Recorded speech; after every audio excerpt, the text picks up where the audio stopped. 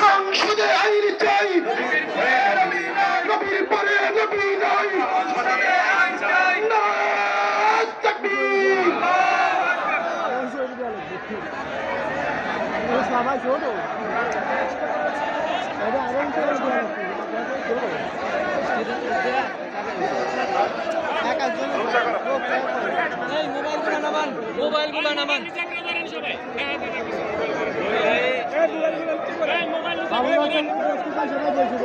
السلام عليكم ورحمة الله. الحمد لله رب العالمين، والصلاة والسلام على سيد الأنبياء والمرسلين وعلى آله وأصحابه ومن تبعهم ودعا بدعوتهم إلى يوم الدين. أما بعد، أعوذ بالله من الشيطان الرجيم. بسم الله الرحمن الرحيم. ما كان محمد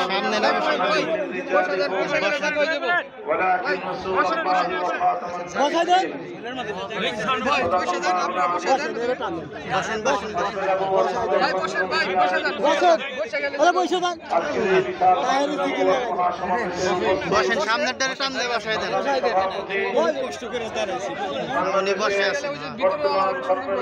আন্দোলনের সিংহপুরুষ খতমে নবুয়ত সংরক্ষণ কমিটির সংগ্রামী আমির, সম্মিলিত খতমে নবুয়ত পরিষদের সম্মানিত সভাপতি, বাংলাদেশের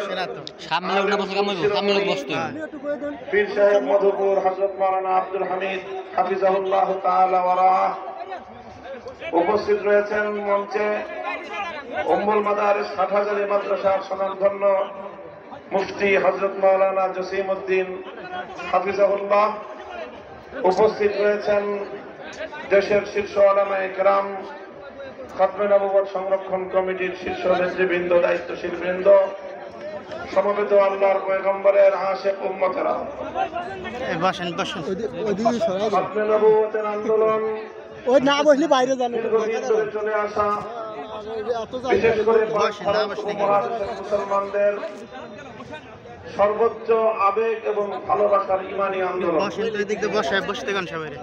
এই ভালোবাসা সরওয়ারে কায়নাত মুহাম্মদ রাসূলুল্লাহ সাল্লাল্লাহু আলাইহি ওয়াসাল্লামের প্রতি, এই আবেগ আল্লাহর নবীর সর্বশ্রেষ্ঠ মর্যাদা, খতমে নবুয়তের সিংহাসন সংরক্ষণের আবেগ এবং ভালোবাসার আন্দোলন। এই আন্দোলন অব্যাহতভাবে আমরা করে আসছি। আমাদের এই আন্দোলনে প্রথম উদ্দেশ্য হলো সাধারণ মুসলমানদের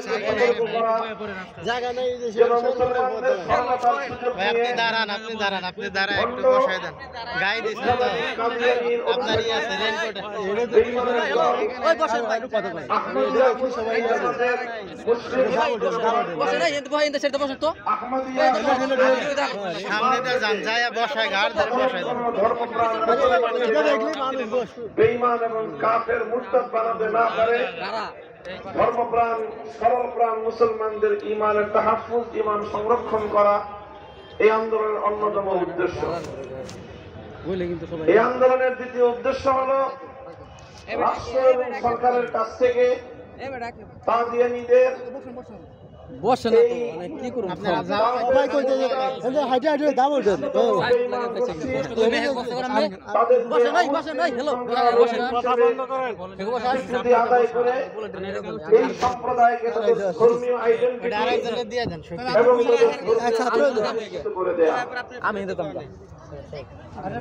আমরা ওলামায়ে কেরামের পক্ষ থেকে শুধু বাংলাদেশ নয়, সারা পৃথিবীর উম্মতে মুসলিমা এই বিষয়ে সব ধরনের প্রমাণ দলিল, আমার বসলে কি বই হাদিসের দলিল, প্রচলিত নানা আইন এবং নানা রুলস এবং রেগুলেশনের নানা যৌক্তিক প্রমাণ বিভিন্নভাবে এই ভাই বসেন ভাই উপস্থাপন করেছে মুসলমানদের সর্বোচ্চ আন্তর্জাতিক ফোরাম ওআইসি তথা অর্গানাইজেশন অফ ইসলামিক কান্ট্রিজ, সমস্ত মুসলিম দেশগুলোর সম্মিলিত ফোরাম ওআইসিতে ঐক্যবদ্ধ সিদ্ধান্ত পাশ হয়েছে আরো 3 দশক আগে, আরো 30 বছর আগে, যে কাদিয়ানীদেরকে ওআইসি এবং সমস্ত ওআইসিভুক্ত মুসলিম দেশগুলো ঐক্যবদ্ধভাবে কাফের ঘোষণা করেছে। বাংলাদেশ ওআইসি ভুক্ত দেশ হিসেবে সেই কাদিয়ানীদের অমুসলিম ঘোষণার সনদপত্রে, বাগদাদ ঘোষণাপত্রে স্বাক্ষর করেছে। কিন্তু দুঃখ এবং পরিতাপের বিষয় হলো, যখন বাংলাদেশ ইসলাম বিরোধী কোন আন্তর্জাতিক সনদে স্বাক্ষর করে, জাতিসংঘ নামক ইহুদি সংঘের কোন প্রস্তাবিত কোন নীতিমালা, কোন ঘোষণাপত্রে যখন বাংলাদেশ স্বাক্ষর করে, তখন আমরা দেখি বাংলাদেশ রাষ্ট্র কিভাবে সেই ইসলাম বিরোধী জাতিসংঘের ঘোষণাপত্রগুলোকে বাংলাদেশে বাস্তবায়ন করার জন্য উঠে পড়ে লেগে যায়। আমরা ইতিপূর্বে দেখেছি নারী নীতিমালা নামক সেই জাতিসংঘের সম্পূর্ণ ইসলাম বিরোধী যেই ধারাগুলোতে বাংলাদেশ স্বাক্ষর করেছে এবং সেটা ঘোষণাপত্র হিসেবে জাতিসংঘ থেকে প্রণীত হয়েছে, সেটা বাস্তবায়ন করার জন্য বাংলাদেশের সরকারগুলো আদা জল খেয়ে মাঠে নামে। কিন্তু আজ থেকে প্রায় 35-40 বছর আগে বাংলাদেশ রাষ্ট্র হিসেবে ওআইসির সম্মিলিত ঘোষণাপত্রে স্বাক্ষর করার পরেও 4 দশক, প্রায় অর্ধ শতাব্দীকাল অতিক্রম হতে চলেছে, বাংলাদেশে আজও পর্যন্ত কাদিয়ানীদের এই সমস্যা সমাধান করে মুসলমানদের হৃদয়ে এতটুকু সান্ত্বনার পরশ বলতে বাংলাদেশের রাষ্ট্র সমর্থ হয়নি।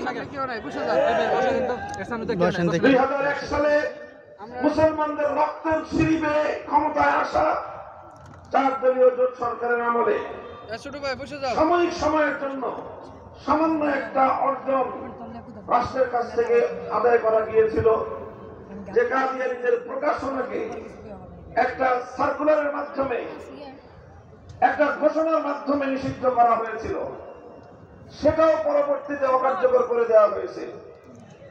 কিন্তু এভাবেই চলছে বাংলাদেশ দিনের পর দিন, বছরের পর বছর, যুগের পর যুগ। এগুলো দেখতে দেখতে আমরা ক্লান্ত।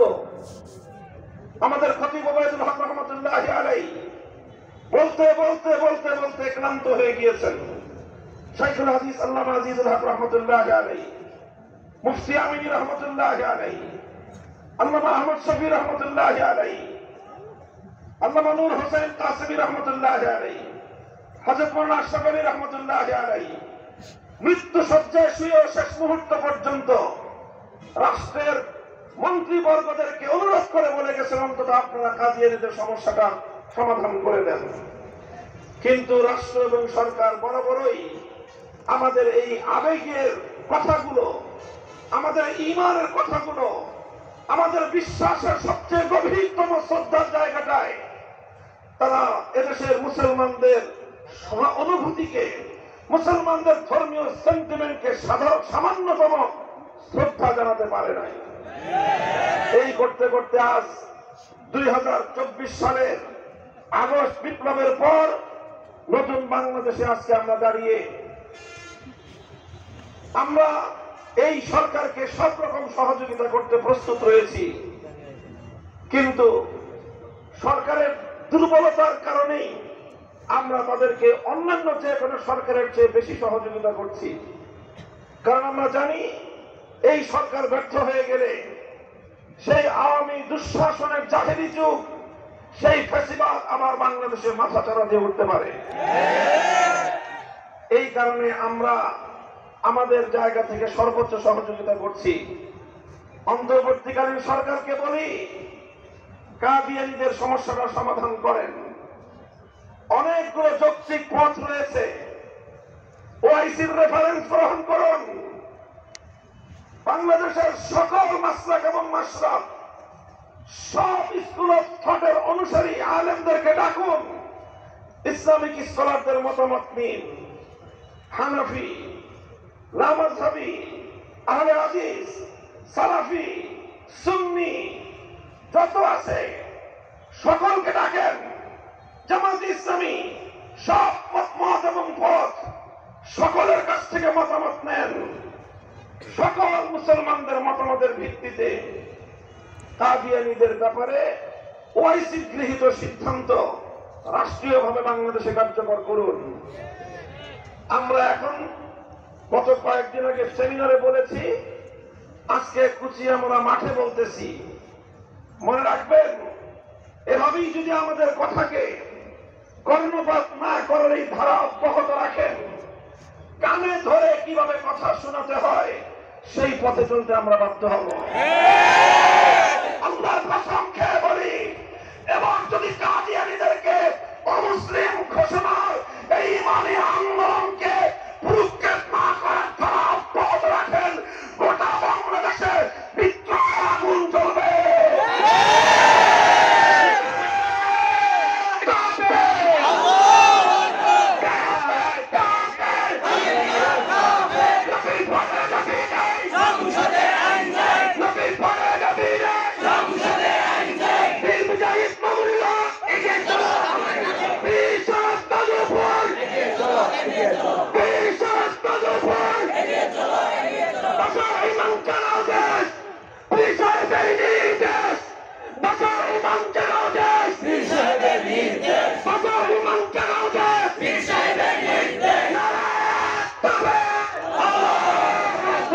আমরা জানি কাদিয়ানীরা এটা বা এই ভারত উপমহাদেশের ইন্টারনাল কোনো সমস্যা নয়, বরং কাদিয়ানীরা বাইরে থেকে এই জাতির উপর চাপিয়ে দেওয়া একটা সমস্যা।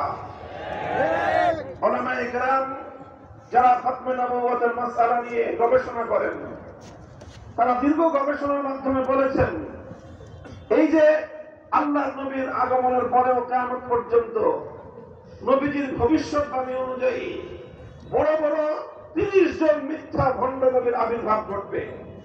সালাসুনা দাজ্জালুনা কাযাবুন কুল্লুহুম ইয়াজামু আন্নাহু নাবিয়্যুন। 30 জন বড় বড় মিথ্যাবাদী ভণ্ড নবীর আবির্ভাব ঘটবে। এছাড়া আরো অনেক পাতি নবী, ছোটখাটো ভণ্ডের আবির্ভাব তো বিভিন্ন আঞ্চলিক ভাবে হবেই। বড় বড় আন্তর্জাতিক ভণ্ড 30টার মধ্যে একটা হলো গোলাম মোহাম্মদ কাদিয়ানী। মিথ্যা নবুয়তের দাবি যারা করে, কেন করে, এর অনেকগুলো কারণ ঐতিহাসিকগণ তারা অ্যানালাইসিস করে গবেষণা করে খুঁজে দেখেছেন। তাদের পরে একটি কারণ হলো, অনেক মানুষ মানসিক বৈকল্যের শিকার হয়ে মানসিক রোগে আক্রান্ত হয়ে পাগল হয়ে গিয়ে নিজেকে নবী বলে দাবি করে। কিছু মানুষ ভণ্ড নবী নবুয়তের দাবি করে মানুষের মধ্যে জনপ্রিয়তা অর্জন করার জন্য, আর কিছু মানুষ নবুয়তের দাবি করে শয়তান তার ঘাড়ে ভালোভাবে সওয়ার হওয়ার কারণে। আরেকটা কারণ, সেটা হলো কিছু মানুষ নবুয়তের দাবি করে নিজের পক্ষ থেকে নয়, বরং ইসলাম বিরোধী শক্তিগুলোর এজেন্সি হিসাবে তাদের চর এবং তাদের গোয়েন্দা হিসাবে, তাদের পক্ষ থেকে পেইড এজেন্ট হিসাবে ভিনদেশী এবং ভিন্ন ধর্মী বিধর্মীদের উদ্দেশ্য বাস্তবায়ন করে মুসলমানদের মধ্যে বিভেদ তৈরি করার জন্য অনেক মানুষ ভণ্ড নবুয়তের দাবি করে। গোলাম আহমদ তার মধ্যে সবগুলো কারণ পাওয়া গেলেও কাদিয়ানী, গোলাম আহমদ কাদিয়ানী নবুয়ত দাবি করার মূল কারণ হলো, তৎকালীন সময়ে ব্রিটিশ সরকার মুসলমানদের স্বাধীনতা আন্দোলনকে দমন করার জন্যই, মুসলমানদের মধ্যে বিভক্তি তৈরি করার জন্য তাদের এই গোলামের পুত গোলাম আহমদকে তারা মিথ্যা নবী সাজিয়ে মুসলমানদের বিপক্ষে ষড়যন্ত্র পরিচালনা করেছে। আমরা সেই ব্রিটিশদের বিরুদ্ধে স্বাধীনতার সংগ্রাম করে আমাদের